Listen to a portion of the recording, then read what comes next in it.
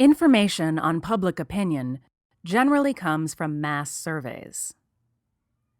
As we will see, to get a reliable measurement of what Americans think, there are a number of things that survey designers need to get right.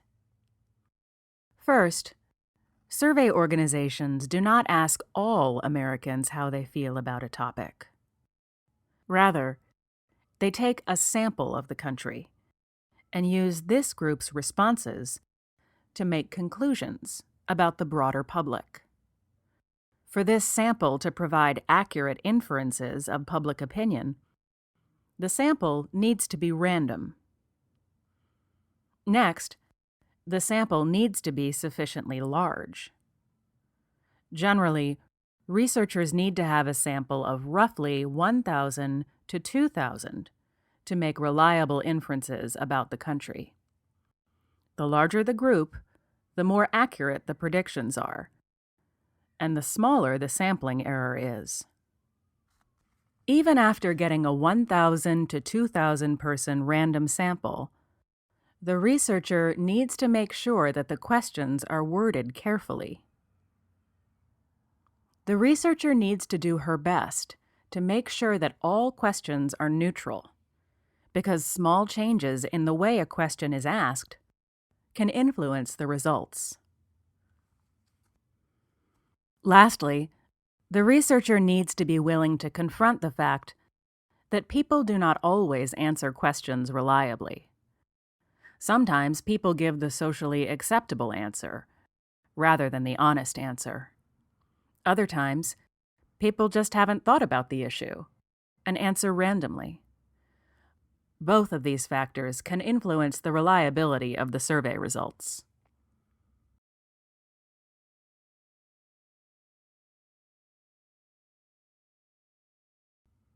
Here, we will look at how the survey designs of the Rasmussen reports and the Pew Research Center differed, and explain why Pew's results were more accurate in the 2012 election than Rasmussen's.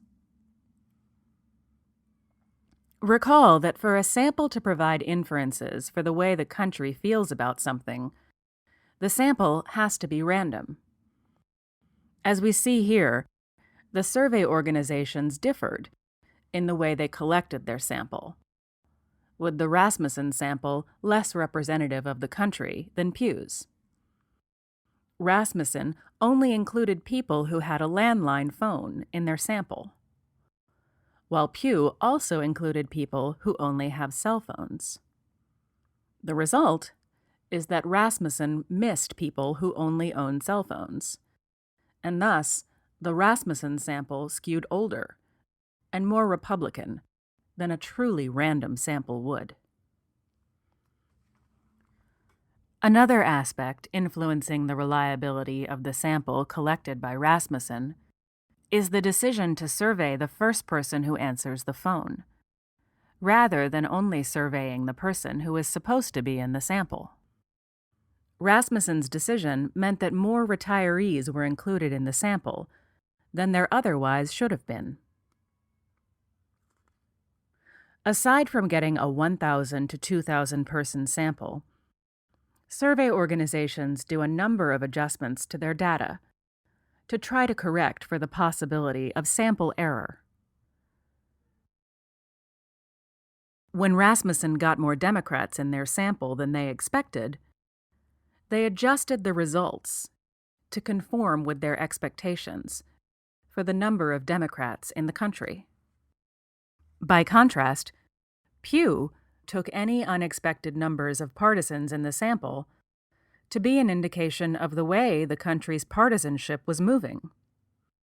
This decision meant that Pew's data accounted for changes in national partisanship that Rasmussen's data missed. There are different techniques that survey organizations can use to try to increase the reliability of their survey respondents. While Pew used a live interviewer, Rasmussen used a computer script. The use of the live interviewer and repeated phone calls both help to keep the response rate higher. Second, Pew gave the survey over a number of days, while Rasmussen did so in a number of hours. This means that Pew's results were less likely to be influenced by any particular advertisement or campaign event, and more accurately captured the opinion of the American public. In sum, there were a number of factors in survey design that made Pew's data more reliable than Rasmussen's in the 2012 election, with Pew's data giving far better predictions than Rasmussen's in predicting the outcome of the presidential election.